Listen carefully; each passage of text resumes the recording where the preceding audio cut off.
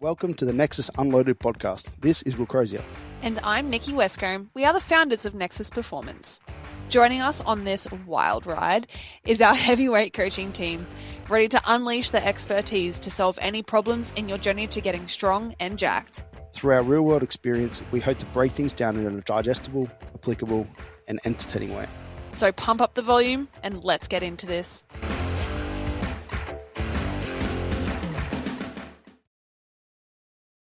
All right. Well, we are back. Another episode, and it's a girls' episode. Whoop, whoop. Yeah, the girls. Yeah, the girls.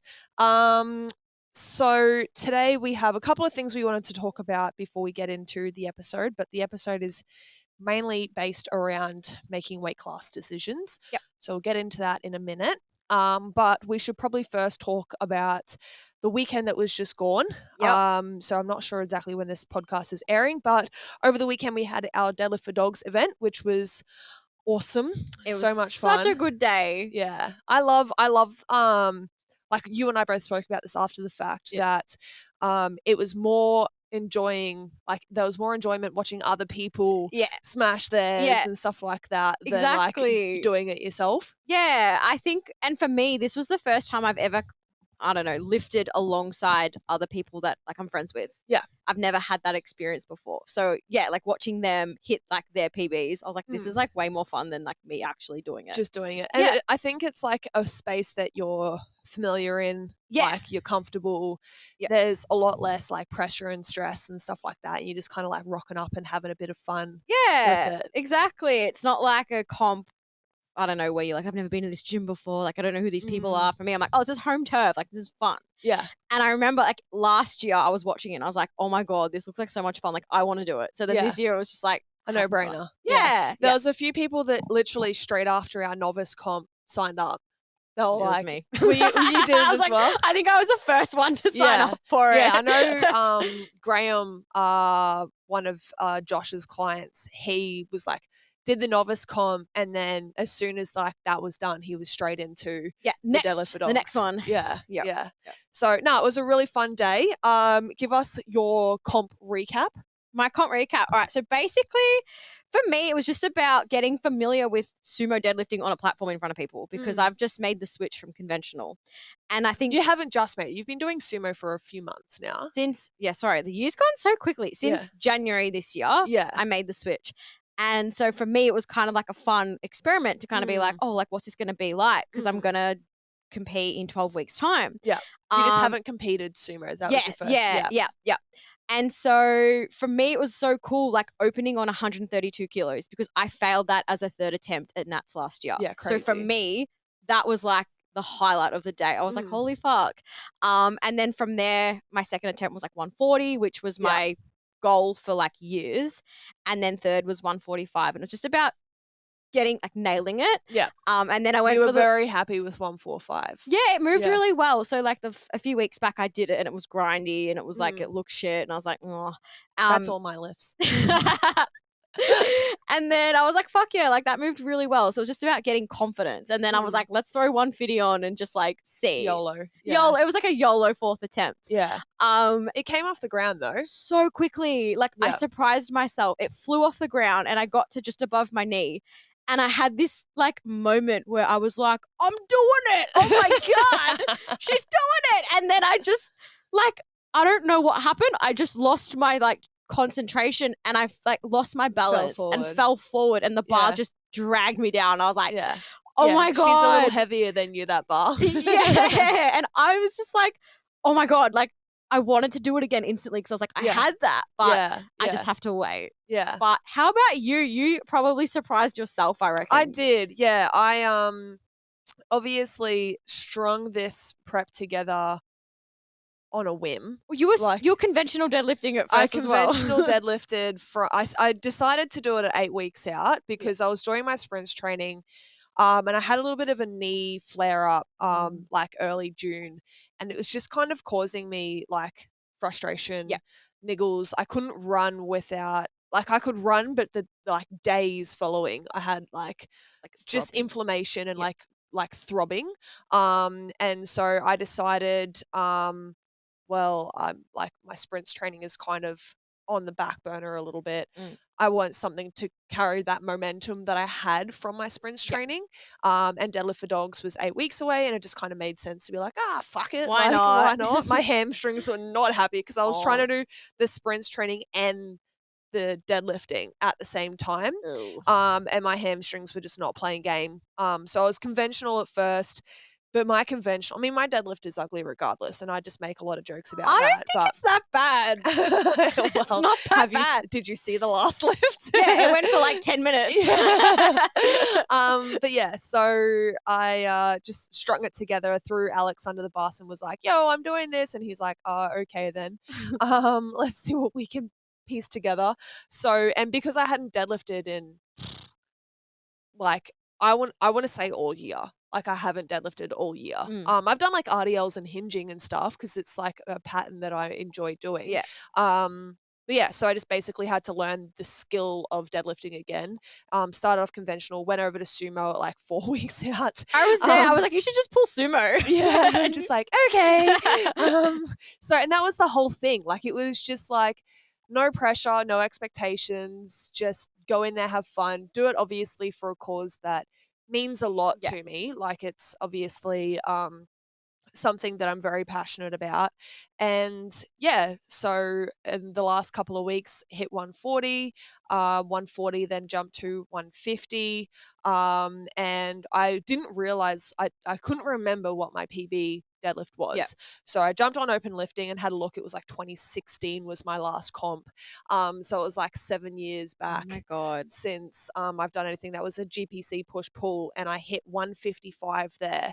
And so I was like, fuck it. Like, oh, so you got a 2.5 kilo PB? Yeah. On a 6-week prep. That's fucked. Yeah. So, yeah, hit 140 opener. That was comfortable. 150, and then I came off after 150, and I was like, go 155. And I said to Will, I was like, 155 is an equal PB, and he's like, fuck it, just go 157 then. Yeah. And so yeah, that moved slowly. I got 4 hours later. So I got it up to around my knees, and I don't have an issue with my grip at all. Like I was hanging on to that motherfucker, and I was like, this is not going down. Yeah. But I was in that like awkward, because it's an ugly deadlift, where like I was just trying to like get my hips through to the bar, and because my hips shoot up when I start pulling, so I was just like in a really awkward position. And yeah, so I was just kind of stuck there for a little while, and then I remember just saying to myself, like, squeeze your bum, like keep squeezing my glutes. That's what I need. So that's all I was doing. I was kind of stuck here, and there was a point where I thought, like, this is what I'm thinking whilst I'm lifting, and I'm like, what is going on here? Normally you don't. So I was kind of like at that point on my knees, and I'm like, oh damn it, like I'm stuck. And then I was like, nah, fuck that. Yeah. And I was like, just squeeze your glutes. Yeah. So 7 seconds later, I'm like squeezing my glutes and like trying to so hard, like lock it out. Yeah. And ended up getting it up. And then I didn't even know if Ben gave me the down command. I just like kind of dropped it after, not dropped it, but like put it down after that. And did my little like excitement sort of thing. I don't even know if I got white lights. I just walked off, grabbed the PB bell, and I was like, yeah, like it still counts. around. So yeah, that was the day for me. But we also hit, I've still got to do the final tally as to how much money was actually raised. We're waiting to hear back from the Animal Welfare League as to how much funds were raised total on the day. Yeah. On the day and following. Because like my parents messaged me and they said they donated a fair bit. I know there was a few athletes that donated what they lifted. Yeah. That sort of thing. So shout out to Ollie. Yeah, 315. Well done, Ollie. But there were, so basically, we've got about 7K, I think, that were raised from Retro's sponsors, raffle tickets, all that sort of stuff. I feel like you'd be close to 10. it. So I want to see how much money was actually raised, and then from that I'm just going to throw the extra in to hit 10K. You know what I mean? If we're like 9.5, then I'm like, I want to throw another 500 in to hit the 10K huge. mark. So yes, very happy with that. It was a great day. Had a lot of fun. Thank you to everyone. Thank you to our sponsors. We do have another one coming up. Not a Deadlift for Dogs, but we have another event coming up. Is this the tease? The tease. We do have another event happening. We're finalizing details. We're finalizing exactly what it's going to look like. It's not a powerlifting event, but it is a strength event. And we're just trying to look at how we want to put it together, where we want to put it together. We're still kind of in the logistics stage of it. But that will be coming, we're hoping, for the 9th of December. Oh, there's a date. Okay, yeah. cool. So if we can find if there's a location around that date, whether we do it at the gym here, those are some of the logistics that we're still trying to work through. We know that there's an APL event here that is on the 2nd of December, I believe. Right. And I'm like, well, having an event on the same day as that meet when we've actually got athletes competing in it and that sort of thing. So that's it. We just had to have a look at what else is going on in the Gold Coast around that time. And yeah, so we will have another event that week, or those couple of weeks of early December.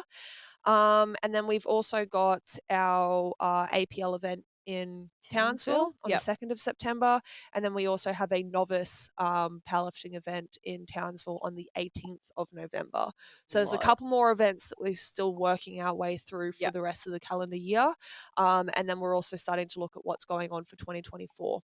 So, oh my God, it's packed. Yes, it's packed. Next year's going to have even more events than this year in the Gold Coast, at least. Oh, really?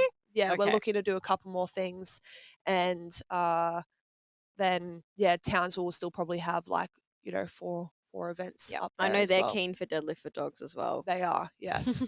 So, and it's such an easy thing to organize. The first one we kind of overwhelmed ourselves a little bit because it's the first thing that we'd ever now done. It's just it's It was easy. easy. And the day went really quick. Yeah, it did. It was almost too quick. Yeah, I was like, can we have 10-minute breaks? Yeah. I had to add in an extra warm-up because I was like, oh. Yeah. Okay. Yeah, getting through it so quick. So, yes, but lots going on. And there's one more little teaser that I want to drop in there. We have got some app development happening. So we've got our one-on-one coaching services, both nutrition and programming within our app. But we do have quite a few people that are doing the train along with Will. And we understand obviously one-on-one coaching is not necessarily something that everyone wants to do. There's price tags and stuff like that associated to it. But rather than winging their own programming and stuff like that, they still want to receive something. So we are in the process, and you'll be seeing more information out on socials over the next couple of weeks around some more base level programming. So no coaching, but base level programming. There will still be a level of coaching in it because Will hates the idea of just having people follow things on a whim and not have the opportunity to look at technique or ask questions or things like that. So there'll be a bit of a forum opportunity for people to communicate with Nexus coaches and stuff. So yes, there is a lower barrier to entry price tag service coming to Nexus Performance. This is something I wish I had instead of fucking Kayla It Seems bikini body guides. You know what I'm saying? This back. Yes. Yeah. Partnering with brands and businesses that are well-rounded and educated and releasing good quality stuff, that's really important to us. So yes, keep your eyes peeled for that. I may have already said too much. But yes, there will be things. Too much tease. Yeah, we'll be sitting there you're not meant to say that yet. Can we what's extract the just black it out block letters. But yes, so let's get into our episode for today, which is making weight class decisions. We're kind of coming into the back end of like comp season now. So obviously with most of the events usually around like that October, November, early December sort of timeline, there's not a lot that happens over like July and August. With competitions, which is fair. It's winter and not a lot of people really want to do stuff over that timeline. But obviously, if there's people out there that are in a position where they'd be looking to start a competition prep soon, it's important that we actually have some discussions before that prep really kicks off. Like there's nothing that we hate more than having someone turn to you 8 weeks out and go, I'm a little over my weight class. Can you help me? I need to cut weight and I'm 8 weeks out from my prep. Like that's obviously, we've been stuck in those situations before. It's never fun. And so there are a few things that we want to discuss before the prep really kicks off. Shall I start? Kick it off. All right. Okay. I was like, oh, is this my segue? That's your cue, girl. I feel like there's a lot to consider like before your prep kicks off, because it's kind of like thinking about, well, what does this comp mean to you? And then is this comp going to be a qualifier for something like next year or like later on in the year? And then thinking about like, where are you right now in terms of like where you're sitting in your class?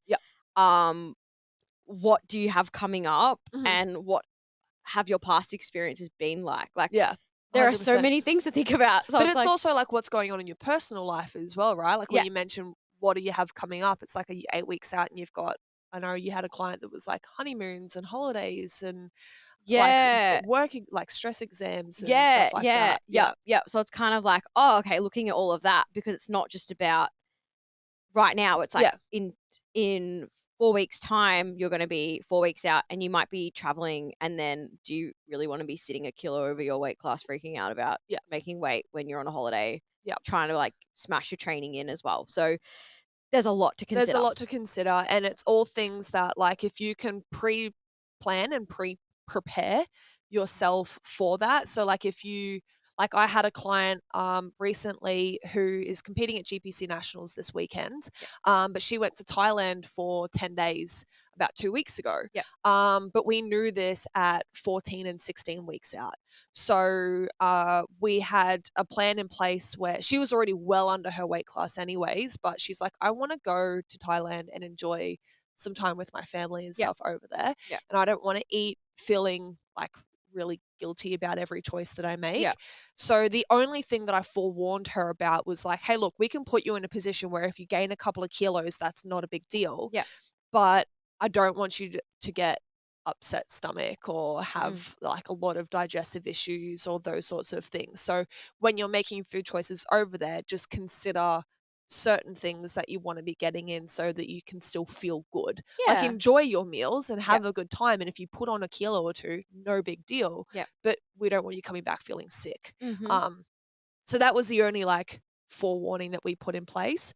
And then we just actually had her lose a couple of kilos before the prep really even kicked off so that she had room to put the weight back on or not put the weights come back off again now as well, because obviously it was just bloat and stuff like that.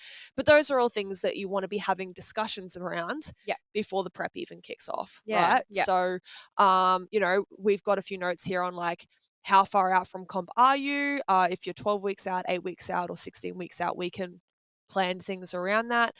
You've mentioned there like past experiences. So are they someone that's had to diet and stuff like that before comp? Or are you notorious for always cutting into comp and then having not a great day, but then continuing to kind of just go through it because that's just what you do. Like, this is what I do. So you've not had a bad comp maybe, but or an injury or something like that, but it's like you're really starting to play with the risks there a little bit. Or do you kind of come into like comp prep being like, oh, like gotta make weight, like is it like, does that ruin the whole experience of competing for you? Because I know there are some people that have that attitude. They're like, oh god, like comp prep, gotta like diet watch now. my weight but now. but it's like you don't actually have to do that if you don't want to.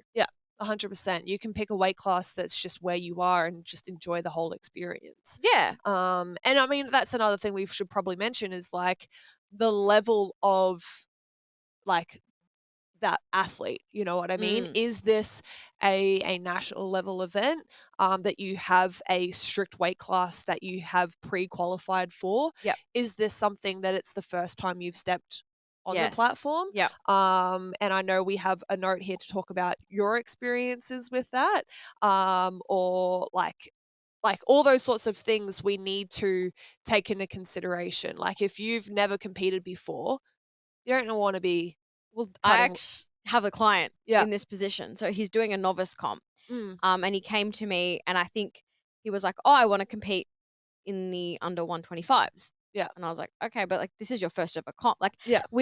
so when we started like we just made modifications to his diet and he dropped a few kilos, but like his centimeters changed Yeah. drastically. So he's completely transformed his body comp. Yeah. But we weren't near 125. And I was kind of like, well, it's a novice comp. You've never competed Yeah. before. Why do you feel the need? Yeah. And he's like, oh, but there's someone else in this weight class that I want to compete. And I was like, yeah, but who cares? Like, yeah. You let's can just compete against him at the next one. Yeah, I'm like, let's just have Yeah. a fun day, you know? Like, get off social media, stop comparing yourself to someone else, and let's just do what's going to make you feel your best. Yeah. And then he actually listened to like one of the podcasts that you had recorded with Will, and he came away and he's like, oh my God, like, yes, like I'm happy to stay where I am. Like, I don't want to diet. And I'm like, good. Like, you don't have to do it. I'd love to know what episode that was, because if it's something that we can send out to people more often. I sent it to him and I'm like, can you please listen to this? Because I think you need to. Yeah. And so then we said, you know, for the next one, if you want to go for it in your first sanctioned meet, then we can do that. But right now it's not about that. It's about experiencing the sport and having fun. Yeah. 100%. So that's where it comes down to the level of athlete that you are. Yes. What these events mean to you. Are you someone that wants to be like a long-term competitive athlete, or are you just doing powerlifting because it's just a fun sport?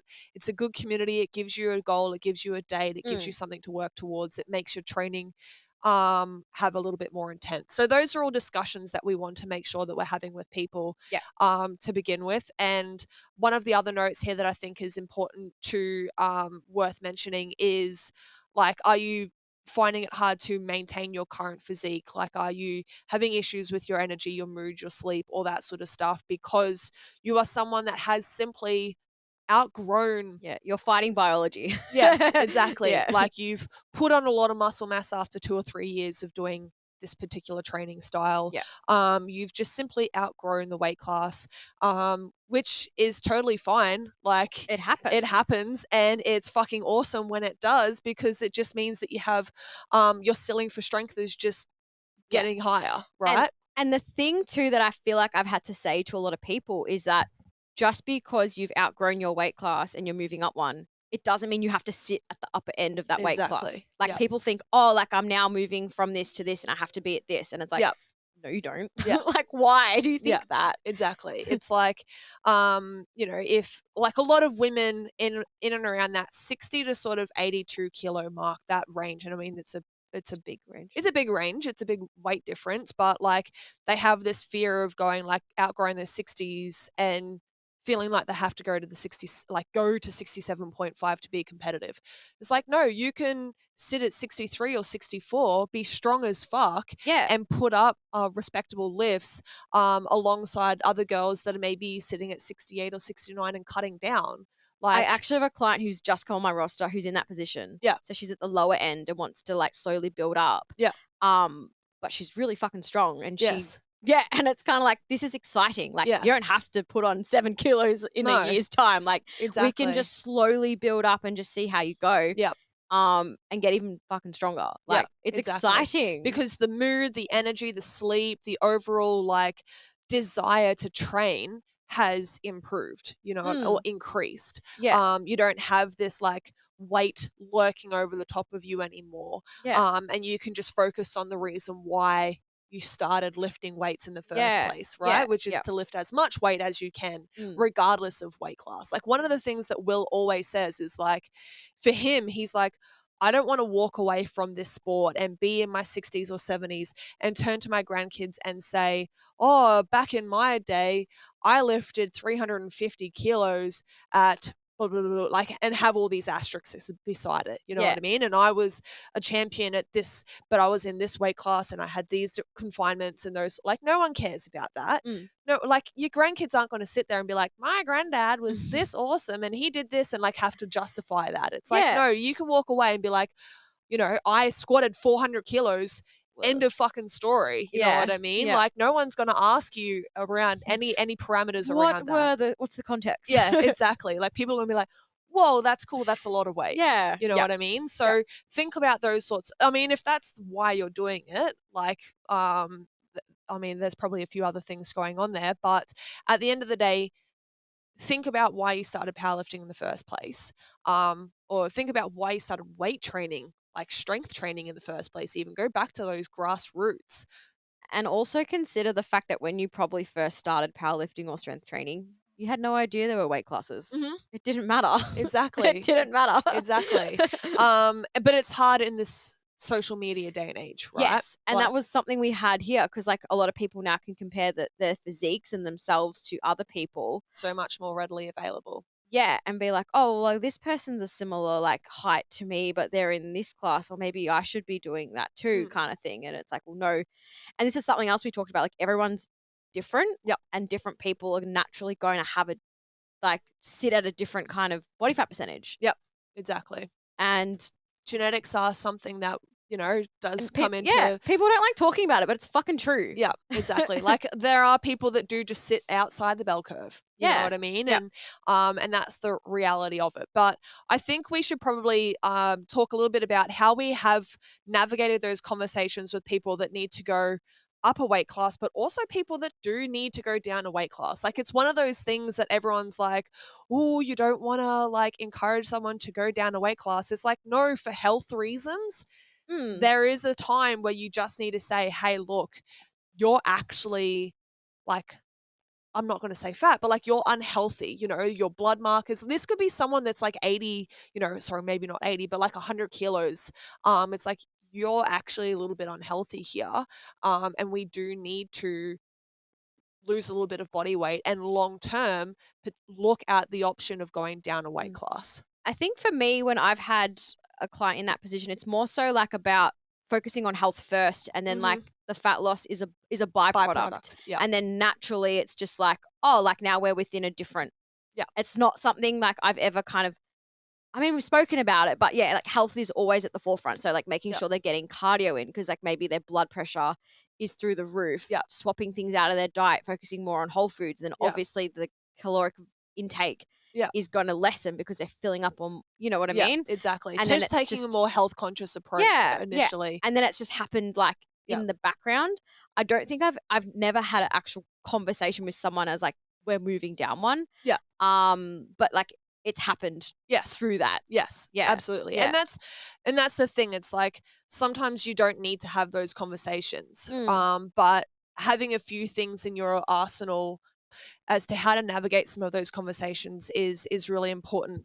And you've mentioned something which is assessing the health markers first, right? So that you have something to actually justify why people need to consider moving around. Yeah. It's not based on competition or anything like that, No. which it can be if they are at a really high level. You know, like, there are a few people doing some competitions in the next few months where there's $10, $20, $30,000 up for grabs.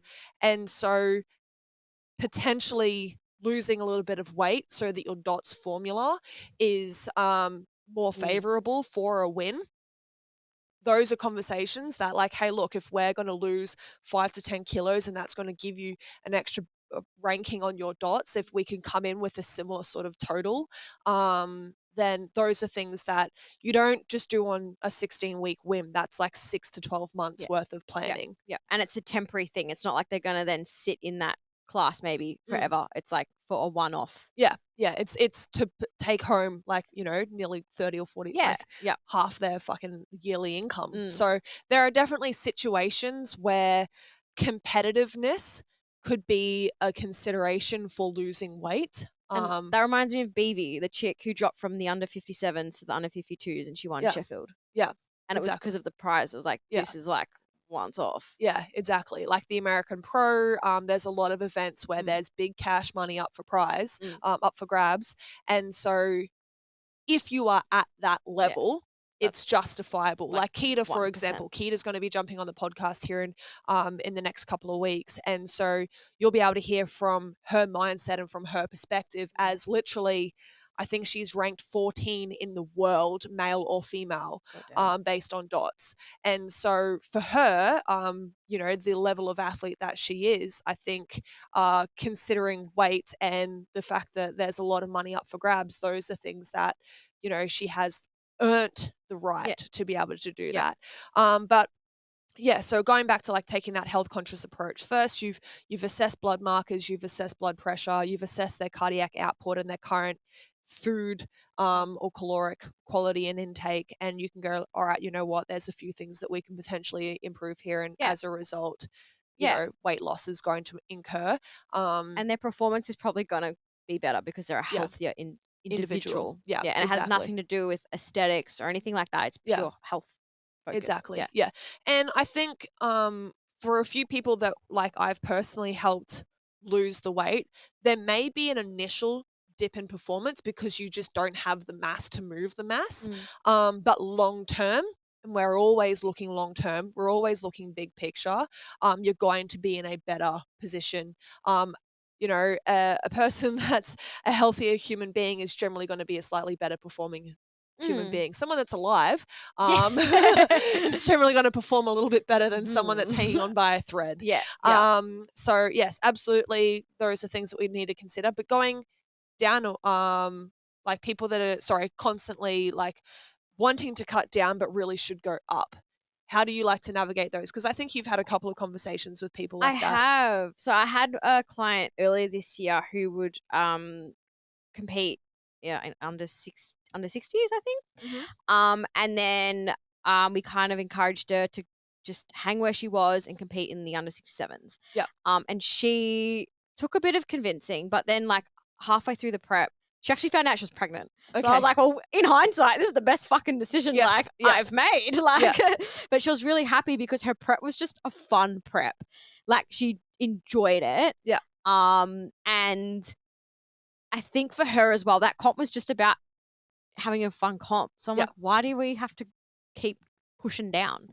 I'm trying to think if I've had any other ones that I've convinced. I've had a few. I've had a brain fart. Yeah, it was her, my novice guy. There you go. I've got a couple of girls, and it's usually that 67 to 75 jump.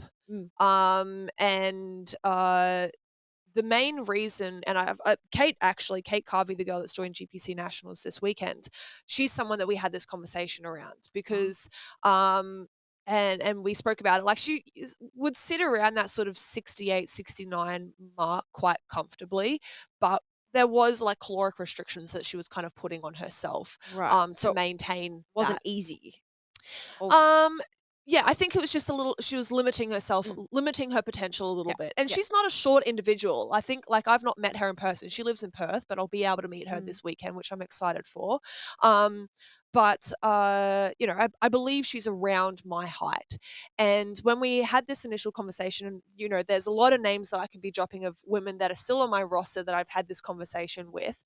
But it was that fear of going from 68, 69 and seeing 70 on the scale. That 7, even though it's only a kilo, like going from 67 to 68, not so scary.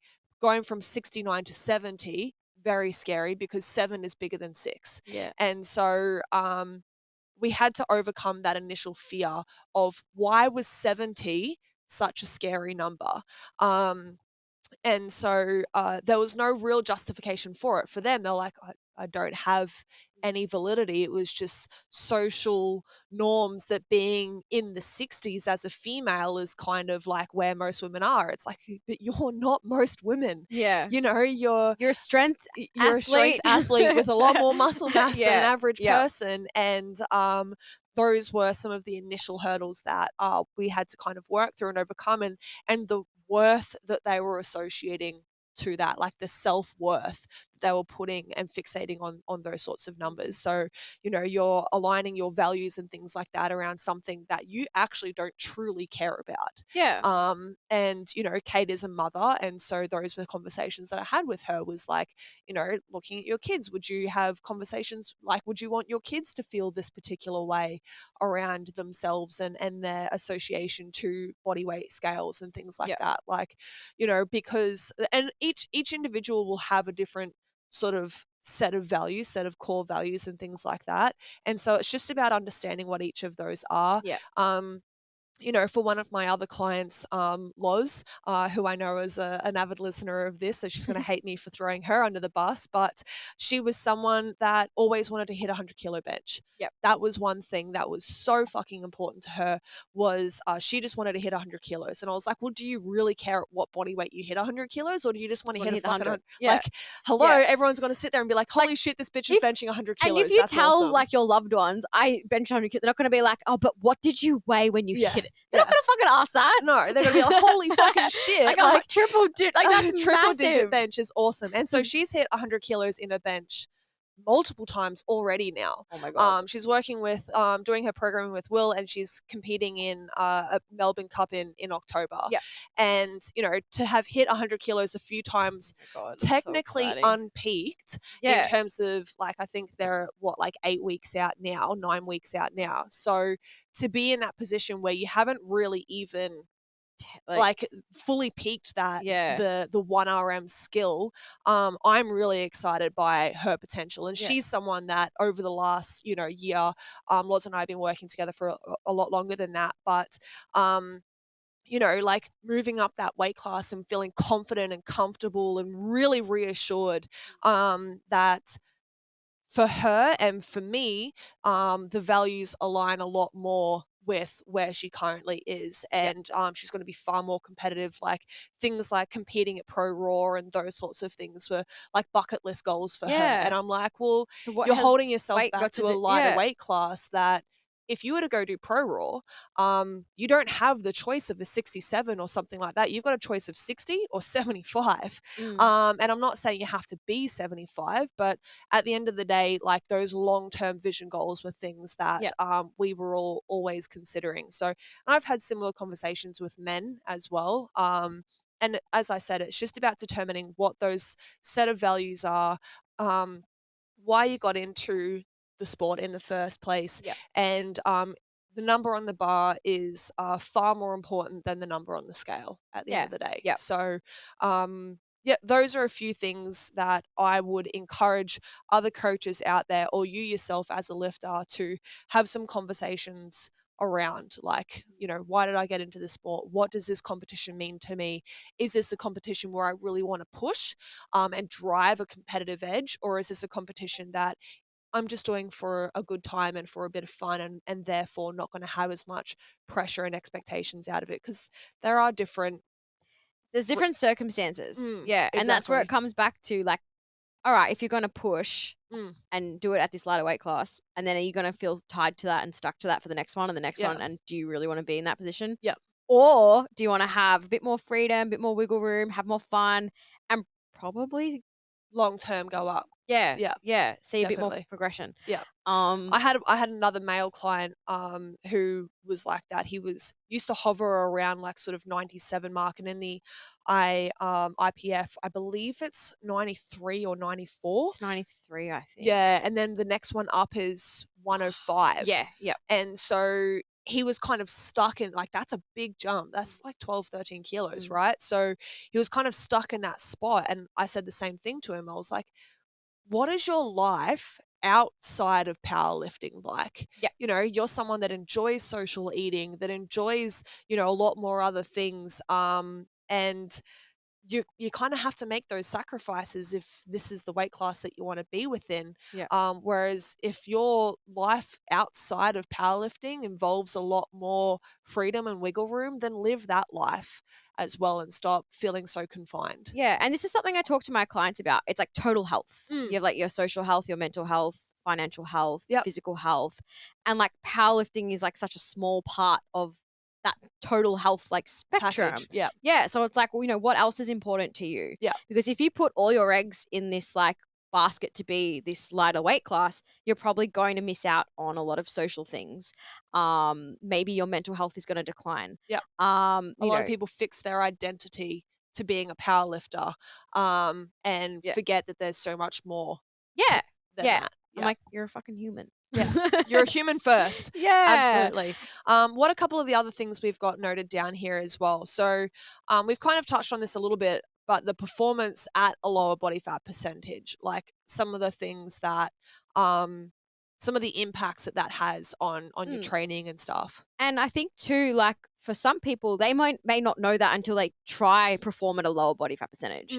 So for someone maybe that has, you know, tried to go down a weight class, maybe they experienced that like they had niggles or their recovery wasn't as great. Yeah. Maybe their performance, their joints and stuff like that didn't have as much like sort of fluidity in it. Yeah, maybe their performance dipped and maybe they came away from that comp being like, oh, that wasn't the best comp I've had. Maybe their sleep isn't great. Maybe they're irritable and moody. Like, these are all kind of signs maybe that you may experience if you're trying to push yourself to a lower body fat percentage and like perform at a peak. Maybe some females may lose their menstrual cycle. Like everyone's different, and I feel like it's about knowing what these kind of signs are. Some of these consequences. Yeah, and tuning into those, I guess, if you are someone who is trying to maybe push your boundaries or your limits. So maybe if you've experienced some of those, that's not really where your body wants to sit. 100%. Like there's no set body fat percentage for anyone. Everyone's different. There are like ideal markers of like performance athletes or those sorts of things. Like when Will competes, like Will naturally sits at a quite lower body fat percentage. He is a little bit leaner, but again, genetically and his whole training history and lifestyle and stuff like that, he's always been able to maintain a lower body fat percentage. At the moment, I would say he's probably closer to that sort of 15-16%. He is on the I don't want to say fluffier side because I definitely wouldn't call him overweight or fat or anything like that. I mean, to still be 15% at your fluffy is definitely not a bad thing. But like he's performed at sub 10% body fat and before. not everyone can do that. No, and he probably wouldn't recommend it either because like I know his own performance on that day took a hit because he was trying to hold himself to a particular weight class, being the under 110s. But Will is at that level where he's earned the right to maintain a lower body fat percentage and be more competitive and those sorts of things. So, and do the weight cuts or whatever. But yes, he will back me up in saying that, you know, his performance on the day, the fatigue markers leading into comp, his recoverability, all that sort of stuff did definitely diminish as a result of being confined with caloric intake and, you know, general energy output and stuff like that. So definitely I guess consequences that you need to be aware of and what sort of sacrifices you're willing to make. And sometimes as a coach, you may know some of these things and like your client may experience them, but it's like that client needs to go through it themselves to then you say, okay, so what do you think next time? And kind of prompt or guide them to make that decision. Exactly. You can't always be the dictator in that situation. No, I would never. Some people just need to live and learn. And it's hard sometimes being in that coaching position and just being like, hey, look, like, you know, like, I don't want to say I told you so, you know, but like you do need to live and learn those experiences. And I actually, whilst Anthony was up over the weekend, like I had this conversation a lot with him and like, we care a lot about our clients, right? Oh like, my God. There's so much emotional investment that we have with our clients, and we tie a lot of, you know, their winnings and their success to like, you know, our value as a coach as well. Like we take a lot of pride in their own accomplishments because they're theirs, but they're also like something that's like, I helped this person. And so when they don't hit those milestones or those goals that they were, you know, wanting to attain, it is something that you can't help but feel like partly responsible for. And yeah, so one of the conversations that I was having with Anthony was like, you know, when I have, because we've all experienced this, like clients go through a little bit of hardship or whatever, and they start of like, they drift off a little bit. Yeah. They pull back and they, you know, refrain from sharing information with you and stuff. And so like you can't help but take that a little bit personally, but at the end of the day you also have to realize that like there's only so much that I can do to help someone. They have to be willing to help themselves. They have to be willing to make those changes and learn from some of those experiences to be able to say like, okay, I don't want to live and feel this way again. I don't want to experience this again. And you know, you as a coach can't take that on board either. No. And I think that's kind of like, sorry, I'm just getting this back up. Like one of the hard things that I find from coaching people through these things is kind of like, letting them, like giving them their space, letting them come to that realization on their own and just being there to kind of be like, yep. And nurture that coming back. And like just know that you can come back. There's no judgment on my end. And we'll talk through it. And I'll try guide you to make a different decision next time. But again, like I can't do that for you. Yeah, exactly. You have to nurture them through making the right decisions and stuff like that. And you know, at the end of the day, like it's just part of the whole complexity that is coaching. And you know, as we mentioned, like you tie a lot of like care and support and that sort of stuff to them. And it's hard when they don't have those wins that you want, but you also have to set that boundary that like, hey, look, you know what? Like this is still kind of on you. Like, do you feel like you ticked every box and crossed every T, dotted every I? Like, do you feel like you did that? And look back on, and I know like you do this a lot with your guys as well, but like we do these post-comp reflections where we have a look over. You know, we mentioned there like coming into comp, the discussions pre-prep, those sorts of things, but we also have those discussions post-comp, like let's look over the last 12 to 16 weeks. Are you happy with the outcomes? Are you satisfied with what was accomplished? What do you feel like we, not just you, but we collaboratively could do better next time so that you continue to thrive? Yeah. And I think that I love doing that too. And I always tell my clients, like, you know, I'm not going to get upset if you have things that you think we can do better, because I'm like, I am all ears. Yeah. And I find these really useful. Like I had one of my clients compete recently and we did low res coming into her comp and she made weight and it was all good. But after doing the reflection, she's like, yeah, look, I think I don't want to do that again. I want to maybe like have a bit more wiggle room. Yeah. So I'm like, yep, let's do it then. Yeah, exactly. And that's what we're doing now before her next comp in like a few months' time. So it's like super valuable. Yeah, 100%. Some people like are like, hey, look, this worked really, really well for me. I really enjoyed this experience.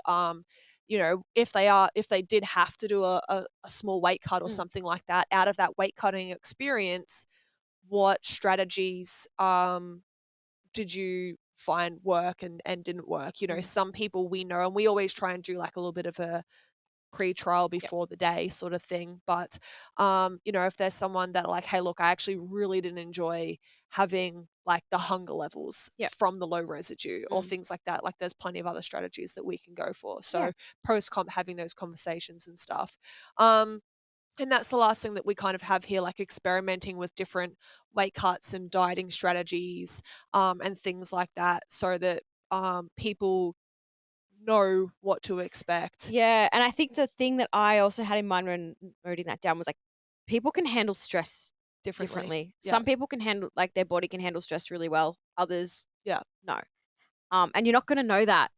You know what I mean? Yeah. And it's about, as a coach, like allowing people to try different things, but then also giving them the opportunity and space to reflect on it. Yeah. So that we know next time, okay, maybe we can't do that next time. You actually did a really good Instagram story on this. I think it was probably a week or so ago, around how certain diet strategies that you've used in the past may not necessarily like, oh yeah, I said that. I did. Yay me. But you know, certain diet strategies that you've used in the past may not necessarily be the right method for you moving forward as well. And I think that's a really important thing to note here. Like if you, like me, haven't competed in 7 years, something that may have worked from you 7 years ago when you last competed isn't necessarily going to be the right time now. Yeah. And that's a really important thing, because I don't know where I'm going with this, but like it's true though. Like a lot of people always go back to like, oh, like this last weight cut that I Yeah. did, this worked for me. yeah, A plus B, C. Okay, cool. I'll just do this again. But then Yeah. I'm like, okay, but like what's happening this time outside of like all of that? Yeah. 6 years ago, you probably weren't, doing like Running three businesses. multiple businesses. Exactly. But people like don't think of this stuff, and it kind of takes a coach to kind of be like, hang on a minute, what was this like context last time? And Yeah. then they're like, oh well, I wasn't really living at a home, and I didn't have rent to pay, and Yeah. I didn't have a full-time job, and I'm like, fuck, like that's all stressful shit. Like 100%. That's actually a conversation that I had with one of my clients recently. Like he's based in the UK and due to compete this weekend as well. And he mentioned to me like, some of the things haven't been feeling as good this prep in comparison to last preps. Not so much nutritionally. He's actually hitting awesome PBs and doing really, really well this prep, but he's like, some of the things haven't quite clicked. And I actually pointed out to him over the last 16 weeks, some of the stress that he's dealt with. And I'm like, like the last 12 weeks, I'm like, things haven't felt so well. And I'm like, all right, well, at 16 weeks out versus at 12 weeks out, look at what changed over that timeline. And he's like, holy shit, you're right. Like, there was a major stress that came up that I'm like, no one can prepare for that. Yeah. No one can expect those sorts of things. And as a result, you've walked into your training sessions being in a slightly heightened state. And that is going to have implications on how you feel like certain things move. You're Like gonna sometimes feel more fatigued.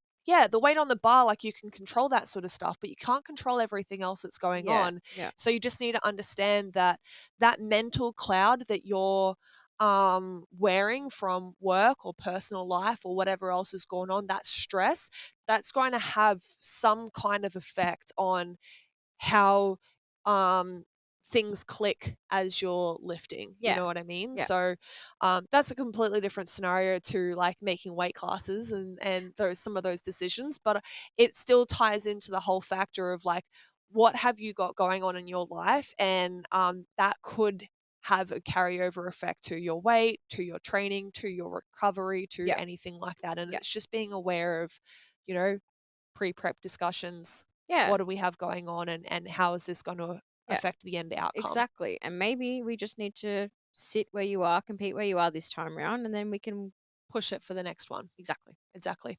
Cool. All right. Well, thank you very much, JD. That's all right. Thanks for having me. Yes. And you'll be hearing from the boys in the next couple of weeks. We've got some awesome guest presenters coming on for the podcast as well, which I'm really excited to air some of their stories. I know, as I said, there's a lot of really cool things happening for us in the pipeline. Lots. Some awesome events, some awesome business things. So keep your eyes peeled. But if you are out there, if you're struggling with some, making weight or performance and things like that, and you do want a set of eyes to guide you through that process, we do offer weekly and fortnightly coaching services with yourself and Coach Kirby. Currently both have availability. We do.